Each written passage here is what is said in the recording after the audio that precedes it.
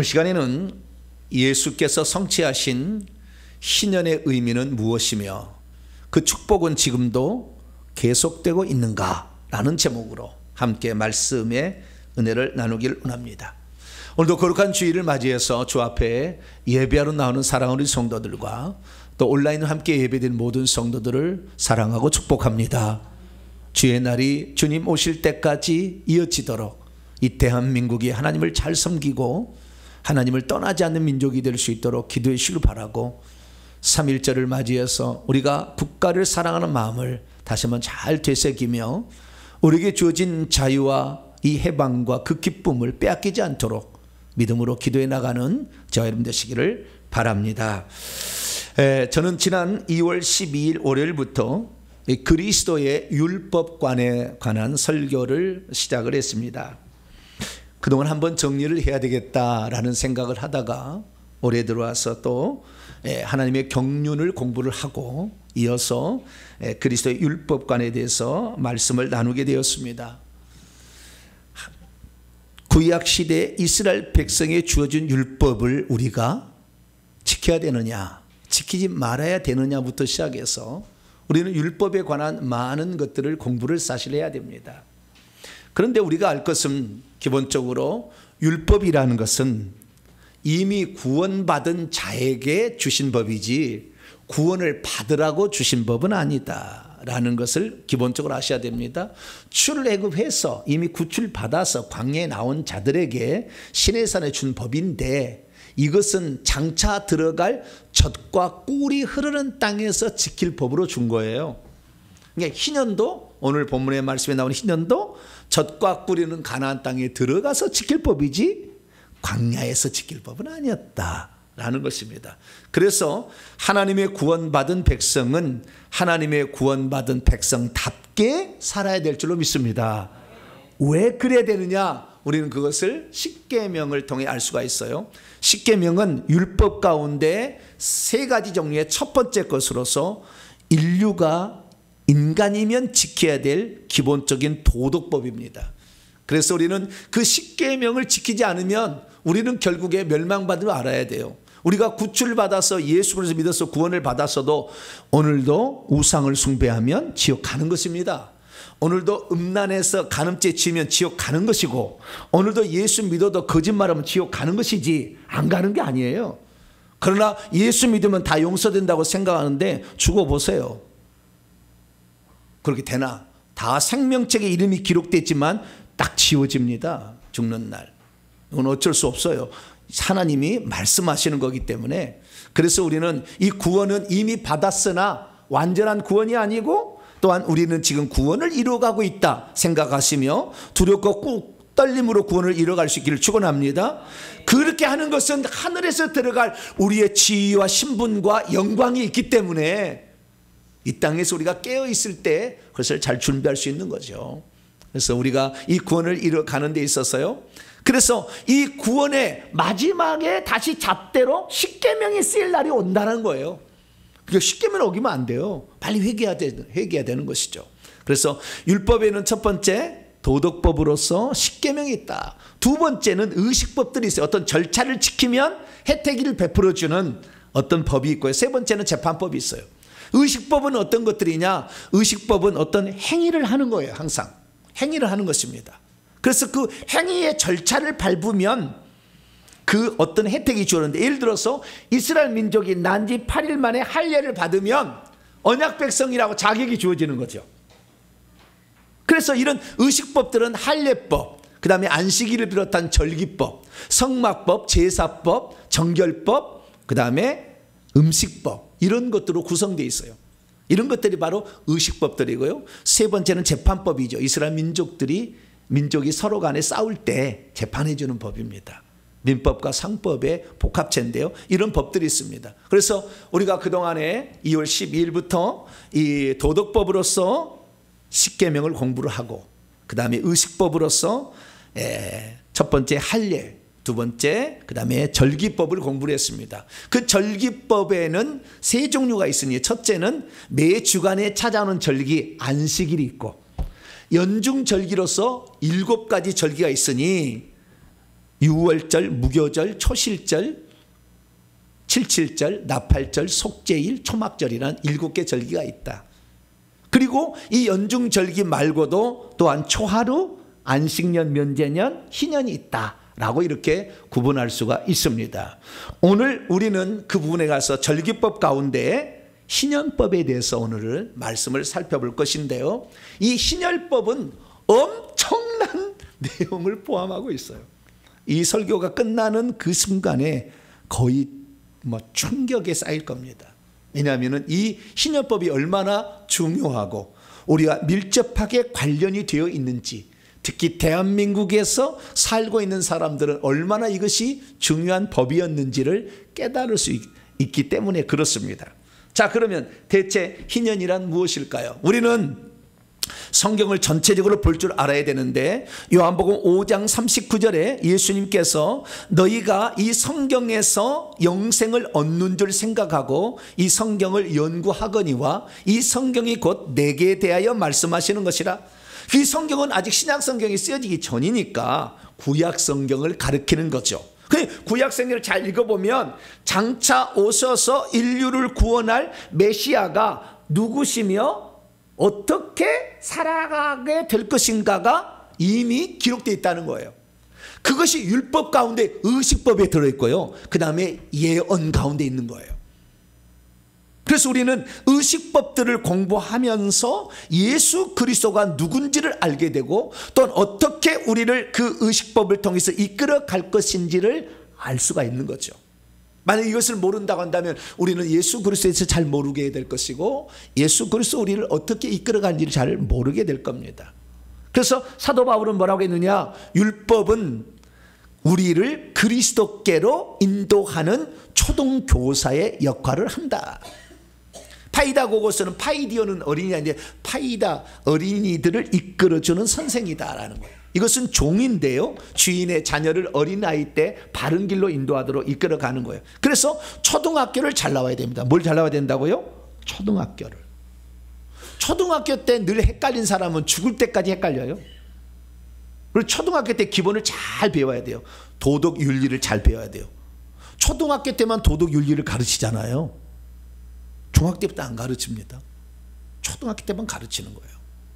그래서 우리는 초등학교를 잘 나와야 됩니다. 근데 이 초등학교가 바로 율법이다. 그래서 우리는 율법을 공부해야 되는데 신약법도 이 율법의 한가운데서 절기법으로서 의식을 통해서 우리에게 알려주는 대단한 영적인 교훈이 있다는 것이죠. 그러면 희년은 대체 어떻게 지키는 것이고 이 희년법은 왜 주었으며 이 희년법을 지키는 자에게는 어떤 축복이 기다리고 있고 이 희년과 예수님은 어떤 관련이 있으며 오늘을 살아가는 우리들은 이 희년을 어떻게 받아들여야 하는 것일까요? 그것을 오늘 말씀을 통해서 살펴볼 수 있기를 바랍니다. 자, 오늘 본 말씀 어떤 말씀입니까? 7 안식년을 지납니다. 7번의 안식년, 안식년은 7년마다 돌아오기 때문에 49년이죠. 7 안식년을 지나서 50년째 되던 해에 7월 10일 속죄일이 되면 나팔을 불어서 모든 주민에게 자유를 공포하라 했습니다. 그래서 자기 조상들이 분배해 준 그 땅으로 돌아가게 되고 종된 자들도 노임을 받아서 자기 가족의 품으로 돌아가는 절기를 지키라 라고 했다는 말씀입니다. 왜 하나님은 이스라엘 백성의 50년마다 자유를 공포하게 했을까요? 왜 하나님께서는 이스라엘 백성이 반드시 지켜야 할 규례로서 2가지를 우리에게 희년법의 규정으로 명령하고 있는 것일까요? 그리고 이러한 이 희년법은 예수님과 어떤 상관관계가 있으며 오늘을 살아가는 우리하고는 또 어떤 관련성을 맺고 있는 것일까요?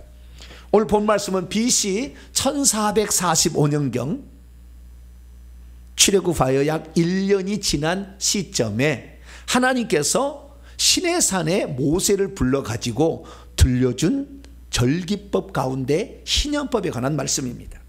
하나님께서는 이스라엘 백성에게 이 안식일도 지켜야 된다, 안식년도 지켜야 된다 얘기를 하신 후에 희년도 지켜야 된다 라는 말을 했다는 겁니다. 대체 희년이란 무엇일까요?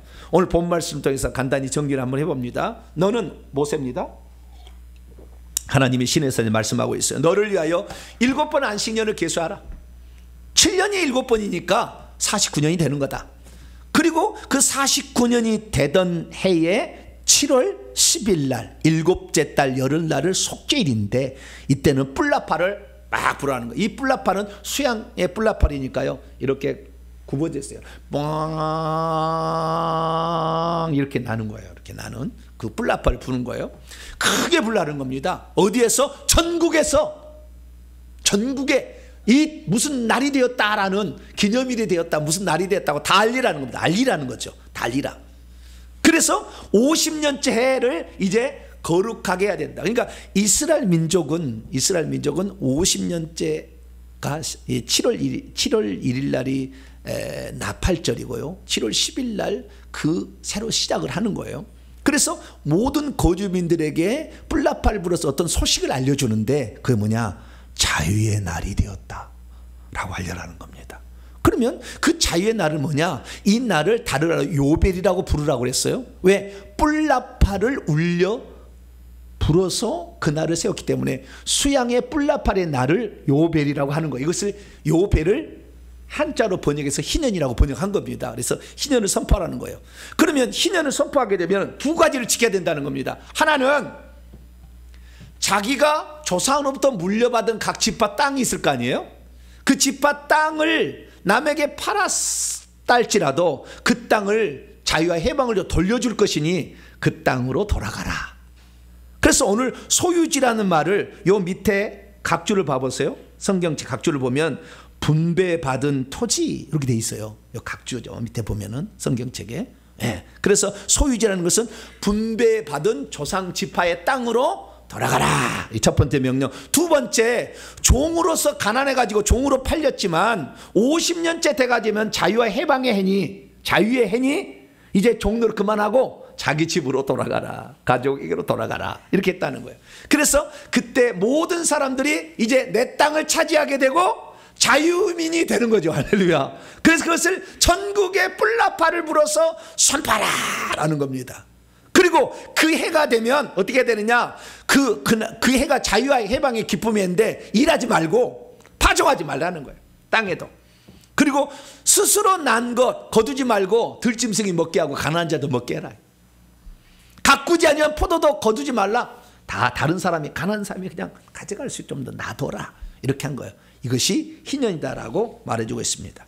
믿음이 있어도 하나님께서 희년을 주셨는지를 잘 모르면, 왜 주셨는지를 모르면 하나님이 하신 말씀이지만 희년법을 무시하고 넘어갈 것입니다. 믿음이 있어도 하나님께서 왜 희년을 주셨는지를 잘 모르면 현재 자기가 소유하고 있는 땅을 왜 임자에게 돌려주냐? 안 돌려줄 겁니다. 믿음이 있어도 하나님께서 왜 희년을 주셨는지를 모르면 종을 놓아서 자기 집과 가족에 돌아가는 것을 허락하지 않을 것입니다. 믿음이 있어도 하나님께서 희년을 주신 뜻을 잘 모르면 종을 해방하지 않고 계속 잡아서 종살이를 시킬 겁니다. 믿음이 있어도 하나님께서 희년을 주신 뜻을 잘 모르면 희년이 되었어도 땅을 안식하게 하라는 주의 말씀을 어기고 그에도 농사를 할 거예요. 믿음이 있어도 하나님께서 희년을 주신 뜻을 잘 모르면 50년마다 지키라고 하는 건데 이것쯤이야 넘어가도 되겠지 라고 하면서 그 절기를 안 지킬 겁니다. 그러므로 우리들은 하나님께서 왜 희년법을 주셨는지를 정확히 알아서 하나님이 희년을 통하여서 우리에게 주시고자 하는 그 축복을 다 누리게 되는 복된 성도가 되기를 축원합니다. 자, 그러면 희년법은 어떻게 정의할 수 있을까? 딱 세 가지로 정의할 수 있습니다. 첫째, 레위기 25장 9절입니다. 뿔나팔을 불라 이거예요. 희년은 정리를 합니다. 희년은 뭐라고요? 뿔나팔을 부는 해다 이거예요. 뿔나팔을 불어서. 모든 그 이유는 뭐냐면 그 이유는 50년째를 거룩하게 하는 것이고 그 땅의 모든 거민들에게 자유를 공포하기 위해서 뿔나팔을 불라라는 거예요. 두 번째라는 것은 두 가지를 반드시 시행하라 했어요. 두 가지를. 하나는 자기의 원주인 땅, 임자의 땅을 다 그 땅을 그냥 갖게 다시 해주라. 그 땅을 해방해서 그 원주인에게 돌려주라. 두 번째는 종이랄지라도 그날은 그에 놓아줘서 더 이상 종살이 시키지 말라. 이 두 가지를 명령을 했다는 것이죠. 그러면 이제 문제가 발생합니다. 세 번째 이 유월절 아니 그저 뭡니까 신년의 규례를 보게 되면 문제가 생긴데 어떻게 문제가 생기는지 잘 보세요. 이거요 믿음 없으면 못 지켜요 절대. 왜냐 보세요. 신년이라는 것은 안식년이라는 7년을 7번 지낸 다음에 나오는 거잖아요. 그러면 안식년이라는 것은 1년, 2년, 3년, 4년, 5년, 6년 농사를 짓고 7년 때는 땅을 놀리는 거예요. 땅을 쉬게 하는 거죠. 이것도 한 번도 이스라엘 민족이 실행한 적이 없습니다. 네, 어쨌든 지났어요. 그리고 7번째 하면 49년이 되는 거잖아요. 그럼 49년도 농사를 짓지 말아야 되잖아요. 그죠? 그럼 50번째 되는 애도 뭐요? 신년이잖아요. 그럼 그 애도 농사하지 말아야 되잖아요. 그러면 2년을 농사를 안 하는 거예요? 그러면 3년째 되는 애는 어떻게 되겠어요? 농사 안 했으니 먹을 거 있어 없어요? 없죠. 농사해서 가을에 거둬들이니까 거의 3년을 또를 거둬들일 게 없는 거죠. 이게 신년을 지키는 거예요. 여러분 할 수 있어요 없어요? 1년만 농사하지 말고 살아도 못 먹고 살아 걱정할 거 아니에요. 그러면 하나님이 이런 이스라엘의 리스크, 위험 부담이 있는 걸 하나님이 아셨을까요? 몰랐을까요? 아셨지. 그럼 하나님은 뭐라고 약속했느냐? 성경에 이렇게 약속하고 있어요. 만일 너희가 말하기를 우리가 만일 7재에 심지도 못하고 소출을 거지도 못한다면 우리는 무엇을 먹고 살라는 것입니까? 라고 묻지 않겠느냐? 그러나 내가 너에게 명령한다. 6째 해, 49년이 된 7번째 안식년의 6째 해에는 내가 너에게 복을 주는데 3년을 쓰기에 또 남음이 있도록 소출을 풍성하게 해주겠대요. 그때 여러분 이 사실을 믿고 6년째 믿고 7년째 그러니까 7년하고 그다음 8년째 이 되는 해에 그냥 다 농사 안 지을 수 있어요? 이걸 믿고 손이 커야 돼. 왜? 간이 배 밖에 나오려면. 이거 쉽지 않아요. 이거 쉽지 않아요. 그래서 이스라엘 역사 가운데 한 번도 이게 실행이 안 됐어요. 실행이 안 된 이유는 본인이 못 먹고 살까 봐도 아닌 거예요. 땅 안 돌려주려고. 종 안 놓아 보내주려고. 그게 있으니까 편하고 좋잖아요. 안 주려고 한 거예요. 인간의 욕심이 그렇다는 거예요. 그래서 이 신년법을 보게 되면 지키기가 쉽지 않은 법이다 라는 것을 우선 알 수가 있어요. 자, 그러면 우리가 여기서 알아야 될 건 뭐냐면 신년이 어디에서 왔느냐 하는 거예요. 그것은 안식일, 안식년, 희년인 거예요. 안식일과 안식년에서 따온 거고 계속 추가가 됩니다. 그래서 공통부모가 이 안식일, 안식년, 희년은 공통부모가 있어요. 두 가지가 있는데 첫째는 다 쉬라는 거예요. 그때는 안식일 날 쉬어라. 하루, 이틀, 3일, 4일, 5일, 6일까지 일하고 7번째 날에는 쉬라. 그 다음에 1년, 2년, 3년, 4년, 5년, 6년 일하고 7년 때 쉬라. 그리고 7년을 7번 한 다음에는 50년 때 또 쉬라. 이렇게 한 거예요. 그래서 첫째는 땅을 쉬게 하는 것이다. 땅만 쉬게 하는 게 아니에요. 두 번째 특징은 뭐냐면 그렇게 하는 것은 가난한 자들을 배려하는 거예요. 왜? 일하는 것은 주인이 일하지 않잖아요. 안식일 날 평소도 일 안 했어. 주인은 안식일 날도 일 안 하고. 누가 그러면은 일을 안 하느냐? 종이, 네 집에 있는 종이, 남종이, 여종이, 품꾼이, 거류인들이, 짐승이 일한다 이거예요. 땅이 일한다는 거죠. 그래서 가난한 자들을 위한 배려인 거예요. 7년째도 마찬가지예요. 한 해는 쉬게 해줘라. 그리고 그 땅 소출을 네가 거두지 말고 그냥 가난한 자들이 먹도록 내버려 두라. 이렇게 한 거예요. 50년째도 마찬가지죠. 그래서 이것은 희년법은 가난한 자들, 안식년이나 안식이나 다 가난한 자들을 배려하는 특징이 있다는 것입니다. 그러면 이 세 개의 차이점은 뭘까요? 차이점은 첫째요. 두 가지 점에서 차이점이 있는데 첫째는 시간에 있어서 쉬는 시간에서 차이점이 있어요. 안식일 날은 24시간만 하루만 쉬면 돼요. 근데 안식년은 1년을 쉬어야 돼. 365일을 쉬어야 돼. 그러면은 신년은 2년을 쉬어야 되죠. 그죠? 그저부터니까 2년을 쉬어야 되는 거예요. 아니 3년까지 되는 거예요. 이게 이렇게 하는 시간의 차이가 있다는 것입니다. 두 번째는 해야 할 일의 차이가 있는데요. 첫째는 안식일에는 아무것도 일하지 말라요. 그런데 안식년에는 하나님이 두 가지 명령을 합니다. 첫째, 너희에게 빚진 자들을 탕감해 주라 해서 안식년이 되면 빚진 자들을 탕감해 주라. 두 번째, 그 빚을 이제 얻는데 돈을 얻어가지고 자기 가족을 먹여 살리기 위해서 종이 된 자는 종을 놓아주라고 그랬어요. 이것도 안식년 지키기가 쉽지 않아요. 종을 놓아주는 거.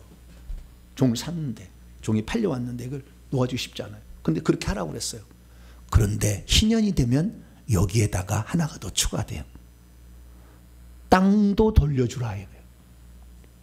이게 희년이에요. 그 의미를 좀 더 얘기하겠어요. 왜 땅을 돌려주라고 얘기했을까? 땅까지 돌려주라.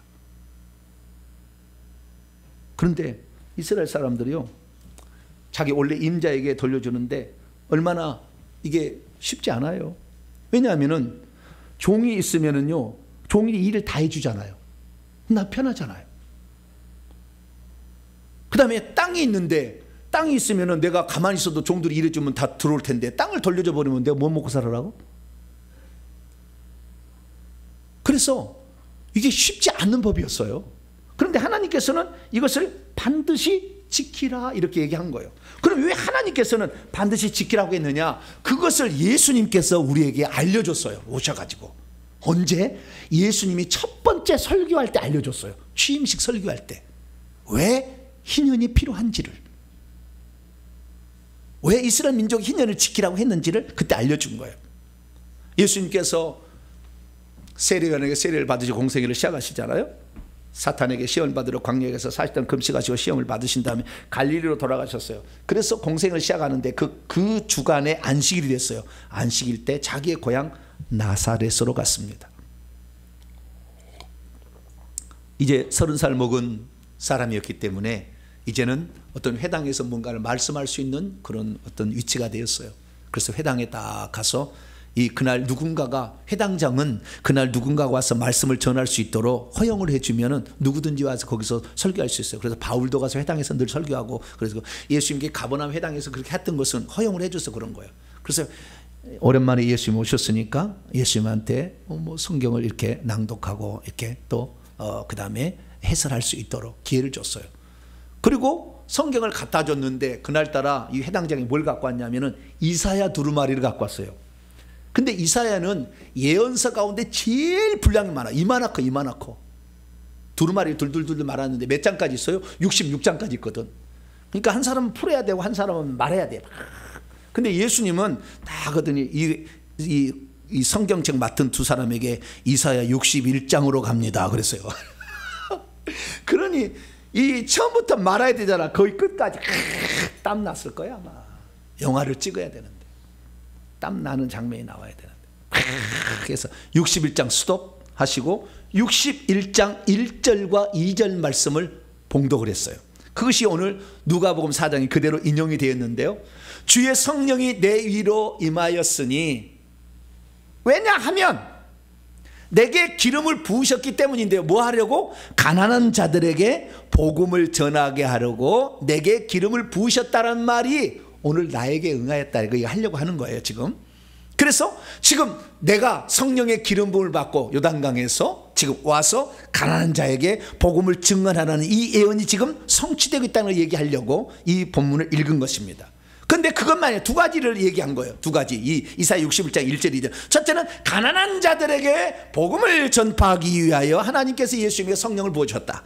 두 번째는 예수님을 보내셔가지고 포로된 자에게는 자유를, 눈먼 자에게는 다시 보게 함을, 억눌린 자에게는 자유롭게 함을, 그래서 그들에게 주의 은혜, 기뻐하시는 해가 실행될 수 있도록 하라고, 선포하라고 나를 보내신 것이다 라는 예언의 말씀이 이루어졌다는 거예요. 그래서 이 말씀을 딱 읽으더니, 이 말씀을 쫙 읽으니까 저 얘기를 무슨 얘기할까라고 사람들이 싹 주목하고 봤어요. 뭐라고 했냐? 오늘 이 말씀이 여러분의 귀에 응하였습니다. 성취가 되었습니다 라고 얘기를 한 거예요. 그러니까 이 말씀은 예수님에 대한 예언이었고, 예수님이 이제 가난한 자에게 복음을 전파할 거고 억눌린 자들을 자유롭게 해줄 거라는 그 얘기를 들었을 때에 자기 고향 사람들이 무슨 생각했어요?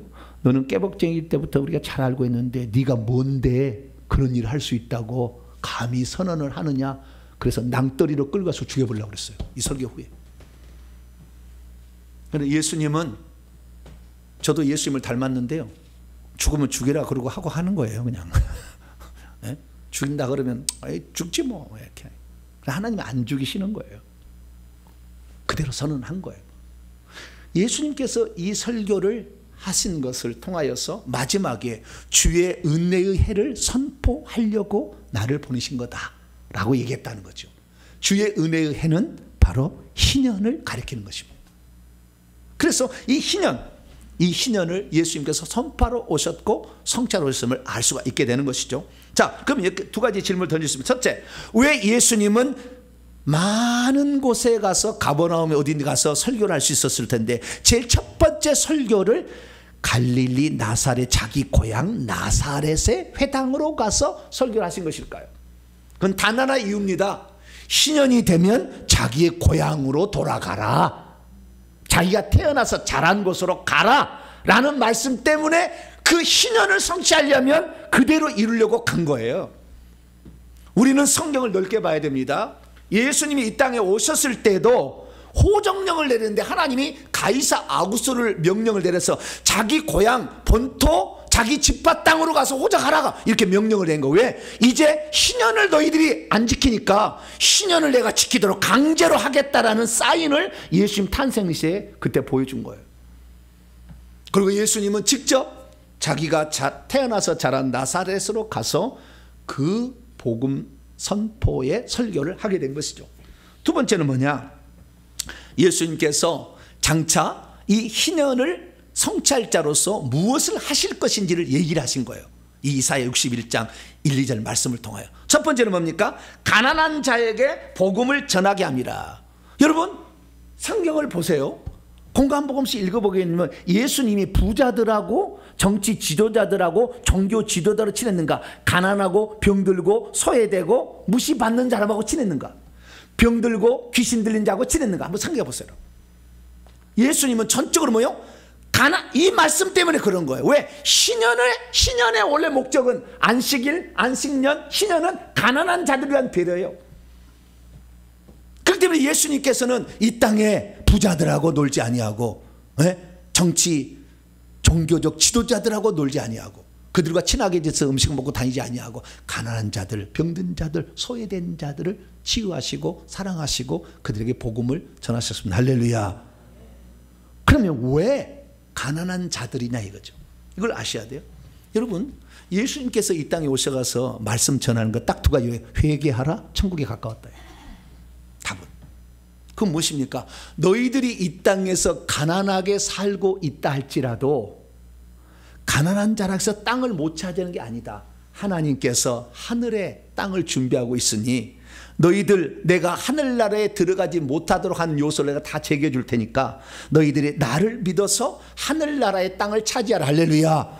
그러기 때문에 천국이 이스라엘 종교 지도자 먼저 들어가지 아니하고 이런 죄인들이 먼저 들어간 거예요. 왜? 그들은 가난하고 소외된 자들이었기 때문에. 그래서 예수 그리스도께서는 가난한 자들에게 복음을 증거하는데 이 복음은 이 땅에서 땅을 차지하는 것이 아니라 하늘나라의 땅을 차지하는 것이 희년의 성취다. 이것을 먼저 가르쳐 주신 거예요.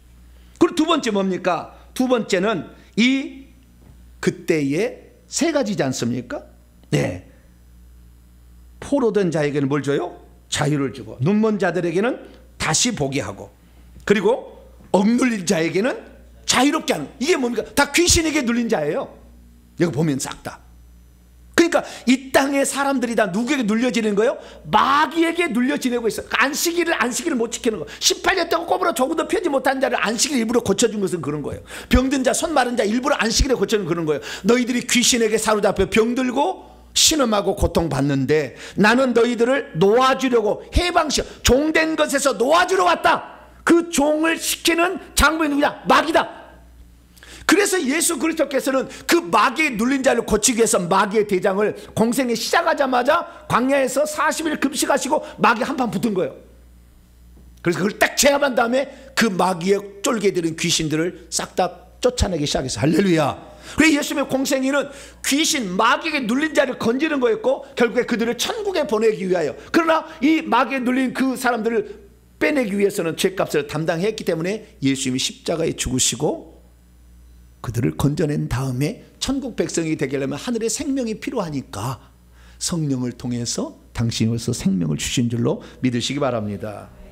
그래서 예수 그리스도의 삶을 보게 되면 예수님은 이 땅의 복을 말하지 않았다. 그건 덤이다. 예수님의 희년의 선포는 마귀의 종됨으로부터 해방이고 자유인, 그 다음에 하늘나라의 땅을 원래 차지하는 것으로 우리를 이끌어 가시는 거예요. 그래서 제가 나중에 이거 알았다는 거 아니에요. 사람이 어디서 영이 그러면은 만들어질까? 제가 궁금했어요. 엄마가 모태 임신할 때 영이 만들어지나? 언제 영이 만들어지지? 육체 엄마의 자궁에서 만들어지지만 했는데 보니까 하늘의 천국에서 영이 만들어지고 임신한 지 2, 3개월 그때에 영을 집어넣어 주는데 그때 천국에서 자라던 영혼들을 이 땅에 보내주는 거예요. 그래서 영의 나이를 갖고 오는 거예요. 보통 3에서 4살 정도의 영의 나이를 갖고 와요. 근데 이 땅에 살 때 1살을 먹는 사람이 많잖아요. 이 땅에 나이를. 그러니까 천국에서 어떤 나이로 보내지느냐가 아주 이 땅의 삶의 결정적인 역할을 하는 거예요. 웨슬리나 D.L. 무디 같은 사람도 나이가 13세예요. 영적인 나이가. 그 10살만 넘어가도 엄청난 일을 하는 겁니다. 이 세상에서. 보통 그래서 교회에서 중직자들 보면 열심히 일하는 사람은 6, 7세 정도 되더라고요. 그 정도예요. 그런데 제가 중요한 게 뭐냐면 우리가 원래 하늘의 땅에 하늘에서 집이 있고 하늘의 땅을 차지할 수 있는 사람으로 창조되었으니 그 땅으로 돌아가는 것은 나를 통하여 이루어진다. 할렐루야. 내가 희년을 만들었으니까 내가 자유롭게 할 수 있고 내가 땅을 줄 거다. 이것을 분명하게 보여준 사건이 예수님의 공생애였다라는 사실을 알 수 있죠. 그래서요, 성경의 위대한 인물들의 역사를 쫙 살펴보면은요, 이 땅에 잘 먹고 잘 사는 것에 소망을 두지 않았어요. 그래서 히브리서의 말씀을 살펴보면은요, 이 사람들 아브라함, 이삭, 야곱, 사라 이런 사람들, 이 사람들은 다 믿음을 따라 죽었대요. 약속하신 것, 그건 뭡니까? 아브라함에게 이 가나안 땅을 기업으로 주겠다고 약속했는데 그것을 받지는 못했대요. 그냥 단지 멀리서 보고 환영하고, 그리고 이미 가나안 땅에 살고 있는 7 주민들에게는 낯선 자들이었고 아브라함, 이삭, 야곱 이런 사람들이 나그네 체류자였음을 고백할 수밖에 없었다는 거예요. 그러나 그들이 자기가 원래 있는 땅은 하늘에 있다는 것을 알았고, 그래서 그를 찾았기 때문에 그들은 이 땅에 소망을 두지 않았다는 거예요. 그래서 어떻게 표현하냐? 15절 말씀이니까 그들이 나왔던 바 저쪽 가나안 땅, 실제 땅을 기억하였더라면 돌아갈 결정적인 기회를 아직도 가지고 있지만 그들은 그 기회를 생각지 않았다는 거예요. 왜? 하늘에 더 나은 본향이 기다리고 있었기 때문에 그들은 이 땅에 젖과 꿀인 가나안 땅은 땅 한 평 소유 안 했어도 젖과 꿀인 땅이 아닌 진짜 하늘의 땅을 생각하고 있었다는 거예요. 그래서 하나님께서는 그 땅을 기업으로 주니 천국 가면 아브라함, 이삭, 야곱, 사레의 땅이 얼마나 넓은지 몰라. 집이 얼마나 큰지 몰라. 천국 가보세요 나중에. 그래서 그들을 위하여 하나님께서는 하나님이라 부르시기를 불림받으기를 부끄러워하지 아니하고 그들의 한 도성인 새 예루살렘 성을 예비해서 우리에게 주신다라고 말씀하고 있다는 거예요. 사랑하는 성도 여러분, 우리가 이 땅에 살 때 무엇을 우리가 목표로 삼아야 됩니까? 천국에서 우리가 받을 집과 땅이 있음을 기억하고 그날을 준비하는 성도가 되기를 축원합니다. 그렇게 되려면 마귀의 인답을 뺏어내야 되는 거예요. 이 마귀의 종된 것을 구체는, 그래서 우리가 귀신을 지금 이렇게 얘기를 하는 거예요. 그러면 예수께서는 왜 공생애를 시작하면서 이 희년을 선포하는 설교를 하신 것일까요? 그것은 한마디로 이스라엘 민족이 단 한 번도 희년을 실제적으로 실행해 본 적이 없어요. 안식년도 실행해 본 적이 없고요. 종 놓아주지 않았어요. 희년을 실행해서 땅을 되돌려주지 않았어요. 한 번도 그런 적이 없어요. 이거 이스라엘 역사입니다. 그래서 예수님께서 이 땅에 오셔가지고 내가 법을 세워가지고 하늘의 땅이 있고 마귀의 종대 해방된다는 것을 너희들로 경험하게 하려고 희년을 주었는데 한 번도 실행하지 않았구나. 주님 그런 거예요. 이 땅에 오셔서 진짜가 뭔지는 내가 보여줘야 되지 않겠냐. 내가 법을 세웠는데 그래서 우리를 마귀로부터 건진 것이고 할렐루야.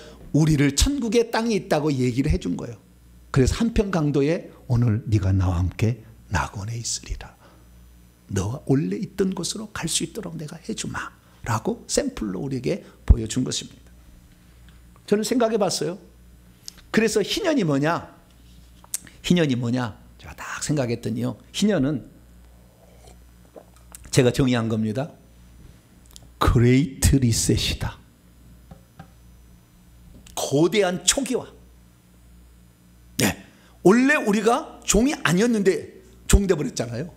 원래 우리가 땅에 있었는데 땅을 빼앗긴 거잖아요. 마귀한테 귀신한테. 그렇기 때문에 거대한 초기화가 희년이다. 이렇게 정의할 수 있다.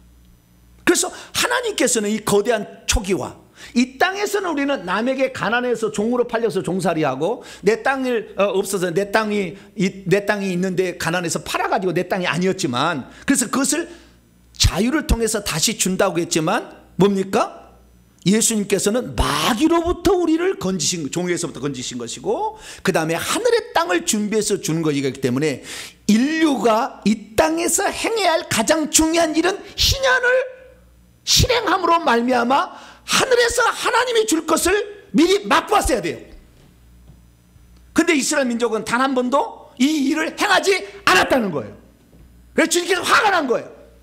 너희들 땅 안 주겠다 해서 없애버린 거예요. 그래서 이방인은 나를 의지해서 나는 그 땅을 차지하고 나는 마귀로부터 벗어나기 전에 이방인들의 풍성해져라 그런 거예요. 그래서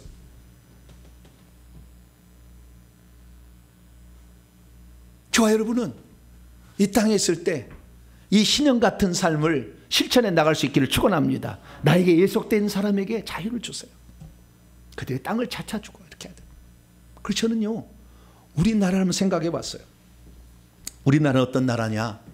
2차 세계대전 이후에 해방이 돼서 독립을 한 나라가 100여 개 국가가 되는데 아프리카, 호주, 아프리카 80여 개국, 호주, 그 다음에 이 동남아시아는 싱가포르, 그 다음에 태국, 필리핀, 미얀마, 몽고, 대한민국, 캐나다, 브라질 이런 전 세계 나라가 한 100여 국가 독립을 했어요. 그전에는 이 서양 열강들 있잖아요. 미국, 영국, 프랑스, 스페인 이런 나라가 지배했잖아요. 근데 다 돌려줬다고요. 땅 독립하게 했다고요. 근데 그 100여 개국이 독립했는데 그 100여 개 가운데 가장 경제적으로 부강한 나라, 가장 군사적으로 위대한 나라, 가장 기술적으로 뛰어난 나라는 대한민국이에요. 그럼 왜 대한민국이 뭐 잘난 게 있다고 반만 년의 역사 동안 우상만 숭배했던, 무당점쟁이 숭배했던 이 나라를 하나님 복을 주셨을까 생각해 봤어요. 그랬더니 하나님께서 뭐라고 지혜를 주시느냐? 첫째, 너희들이 일제 종살이 하지 않았느냐? 35년 동안 내가 너희들에게 희년이라는 것을 보여주겠다. 너만 아니라 전 세계 나라에, 100여 개 나라에. 그래서 하나님께서 2차 세계대전 이후에 우리나라에게 독립을 주셨어요. 1945년 8월 15일 날 독립을 주셨어요. 그것은 우리의 힘으로 된 게 아니에요. 그러면 이 종살이에서 해방된 것을 하나님이 해준 거잖아요. 그럼 땅은 어떻게 해요? 땅이 중요한 거예요. 그런데 놀랍게도 그때 해방된, 그래서 독립을 이룬 나라 가운데 유일하게 대한민국이 땅 하나, 땅을 돌려줬어요. 희년을 실행했습니다. 유일한 나라예요. 어떻게 실행을 했느냐? 우리는 알 수가 있는데요. 이것이 바로 이승만 초대 대통령이 이 나라를 세울 때 가장 역점적으로 추진했던 첫 번째 사업이 토지 개혁을 하는 거예요. 토지 개혁. 이것을 역점적으로 두었어요. 그래서 땅을 갖게 했는데요. 이 도표를 보시게 되면 빨간색이 쫙 올라가잖아요. 이 빨간색은 무엇을 말하냐면은 자작지 면적. 그러니까 그전에는 1945년 말에도 가장 끝에 있었는데 자작론이 이게 자기 땅을 이렇게 소유한 게 쭉 올라갔다는 거예요. 그 다음에 이 초록색은 이 소작지 면적은 쑥 줄어들었다는 거예요. 소작론이 없어지고 자작론이 생겼다는 거예요. 자기 땅을 소유한 것이 1951년 말에 이렇게 팍 올라갔다는 거예요. 엄청난 변화가 우리나라가 지금 왔다는 것입니다. 그럼 어떻게 올 수 있었느냐? 이승만 대통령이 초대 내각을 그래서 농림부 장관의 조봉상에게, 이 사람이 공산주의에서 전향한 사람입니다. 이 사람에게 정책을 펴라 해서 이 나라를 살릴 수 있는 게 뭐냐? 이것은 토지 개혁을 한다. 왜 토지를 개혁을 해야 되느냐? 토지를 개혁하지 않으면 영원토록 종살이 한다는 거예요. 왜냐하면은 뭘 시켰냐면 이 공무원들한테, 농림부 공무원들한테 땅을 누가 가지고 있는지 조사를 해보게 했어요. 그래서 조사하는데 얘기를 잘 안 하니까 기자로 얘기를 하라고 했어요. 기자. 그래서 가서 기자를 해보니까 이 나라 조국 강토가 6명의 지주가 다 갖고 있더래요. 남한 땅을 6명의 지주가 다 갖고 있고, 그 다음에 나머지는 사찰이 갖고 있더랍니다. 근데 그 지주가 자기 땅을 내놓겠어요? 안 내놓지. 절대 안 내놓지. 그래서 강제로 그 땅을 수용을 해가지고 보상을 해주는 제도, 그것을 이 법안으로 만든 거예요. 그래서 자기가 어느 정도 가지고 있는 땅 이외에는 다 나라에서 사주겠다. 그 땅을 대신 채권으로 막 주고 줄 테니까 나라에서 기간 사업을 일으키는데 투자하게 되면 우선순위를 주겠다 해서 산업 발전을 할 수 있도록 그 지주들을 밀어줬어요. 그래서 이 나라의 사업 발전을 간 거예요. 이 사람들이. 뿐만 아니라 이 자작론들은 이 나라의 80%가 자작론이 아니었어. 근데 이 사람들에게, 소작론인데 이 사람들에게 자유를 주는데 어떻게 땅을 줬냐면 이렇게 줬어요. 이승만 정권이. 여러분이 농사 지면 50%는 다 주인에게 바치고 50%는 여러분 먹는데, 그래가지고는 못 삽니다. 그래서 이제부터 5년 동안 여러분이 농사 지는 거 30%만 나라에 바치면 여러분의 호적을 해드리겠습니다. 땅을 주겠습니다 하고 결정을 내려버렸어요. 이것이 국회 법으로 통과했는데 이게 순전 하나님의 역사예요. 이게 통과가 된 거예요. 그때 공선이가 그렇게 많았는데도 자 통과시켰어요. 그래가지고 결국에 이 나라가 토지개혁법이 통과가 돼서 1950년 4월 15일 날 이게 발효가 됐습니다. 발효가 돼가지고 이 나라가 있는데 6.25가 터졌잖아요. 6.25가 터진 것은 우상숭배의 죄를 물으려고 하나님이 다 이게 조선을 전반도를 삼천리 반도를 쑥대 만든 거 아니에요. 그런데 이승만 정권이 한 것이 있어. 뭐냐? 전 세계한테 유일하게 신년을 선포한 거예요. 이 나라에 땅을 다 돌려주겠다. 모든 사람에게 이렇게 한 거예요. 그래가지고 하니까 하나님께서 이 나라를 살리기 위해서 전쟁 일하자마자 메가더 장군 보내서 이 나라의 전쟁을 승리로 이끌었어요. 그래가지고 이 나라 다시 땅을 찾아주게 됐는데, 그때 무슨 일이 하느냐? 한 사건이 있는데요. 어떤 할아버지가 자기 들판에 가서 비가 오는데 누워서 비를 맞고 있는 거예요. 아들이 가서 아버지 왜 비를 맞는데 이 땅에서 누워 있습니까? 그 할아버지가 얘기한 거예요. 아들아, 나는 비가 맞아도 행복하고 눈이 내려도 행복하다.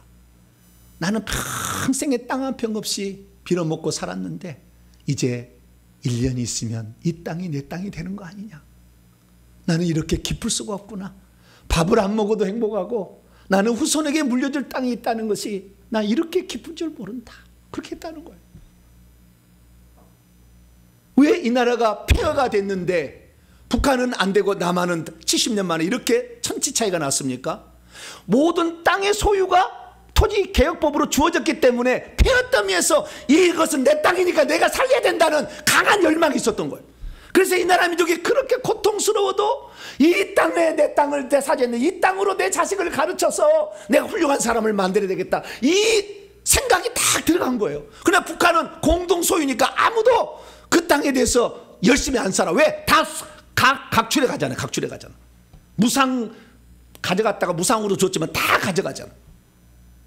여러분, 천국과 지옥이 뭔지 아세요? 천국에 내 집과 내 땅이 영원히 가질 수 있는 구조가 된 나라가 천국이고, 지옥은 단 한 평도 내 땅을 소유할 수 없는 나라가 지옥인 거예요.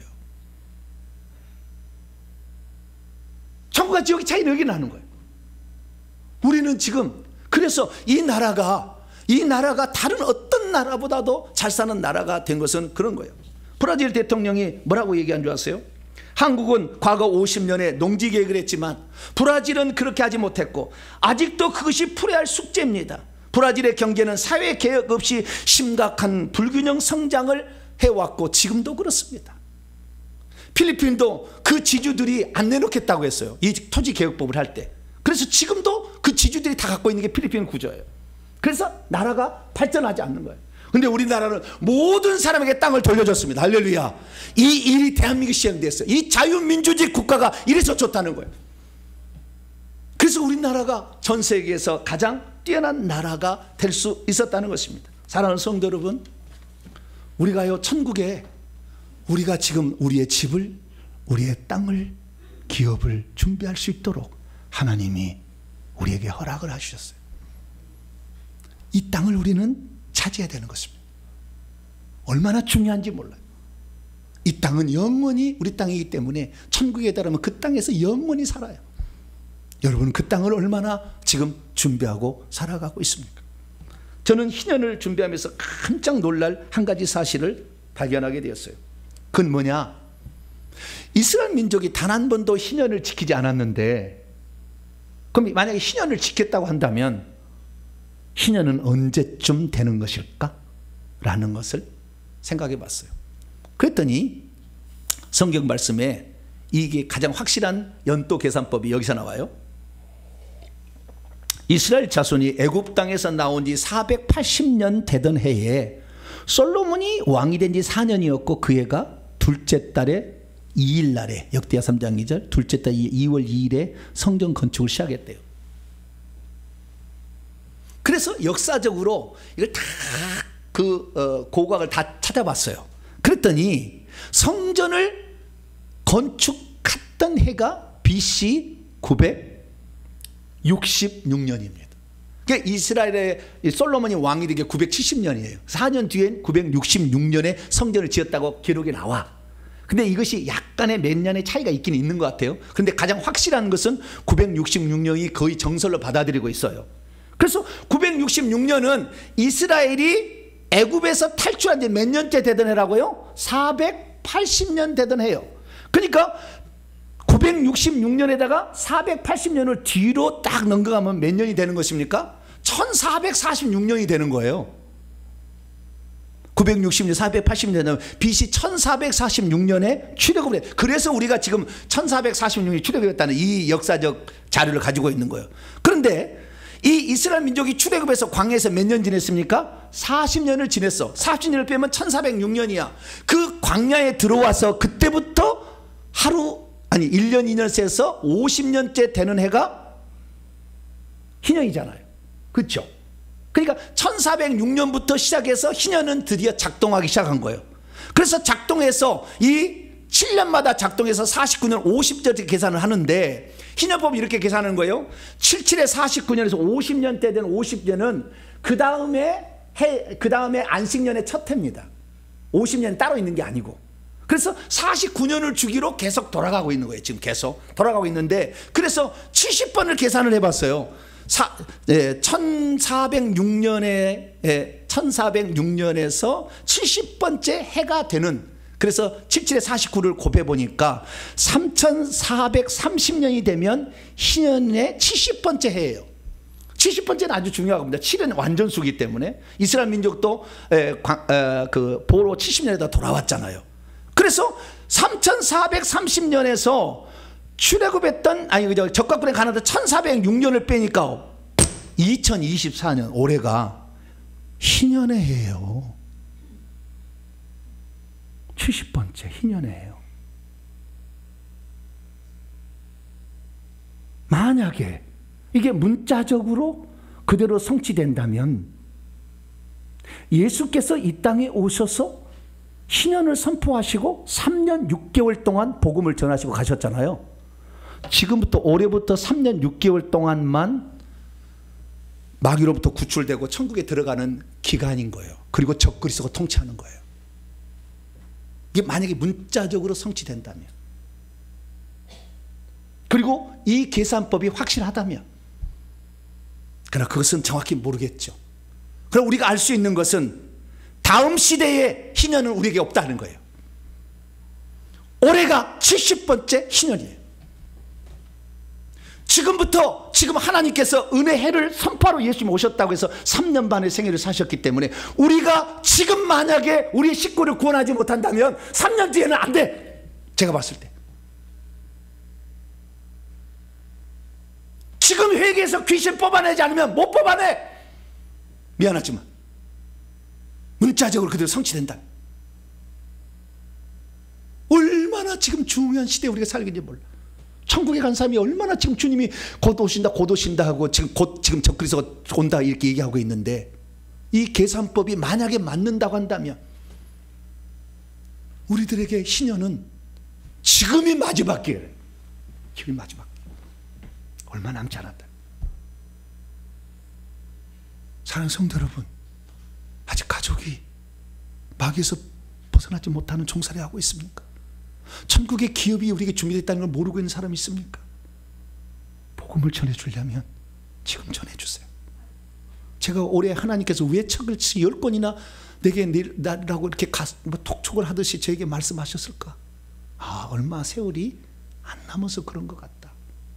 이것은 문자적인 것으로 성취한다면 그러는 거예요. 꼭 그게 맞다 아니에요. 또 이게 또 따라가서 또 선포하지 말고, 가까웠다. 지금이 기회다. 지금 아니면 안 된다 라는 사실 다시 한번 가슴에 새기고, 회개하려면 지금 회개하시고, 천국 보낼 사람 지금 천국 보낼 수 있도록 눈물로 기도하시는 복된 성도가 되기를 축원합니다. 거룩하신 하나님 감사합니다. 이스라엘 민족은 한 번도 희년을 지키지 않았습니다. 오죽했으면 주님이 와서 직접 천국에 들어가는 희년을 가르쳐 주었겠습니까?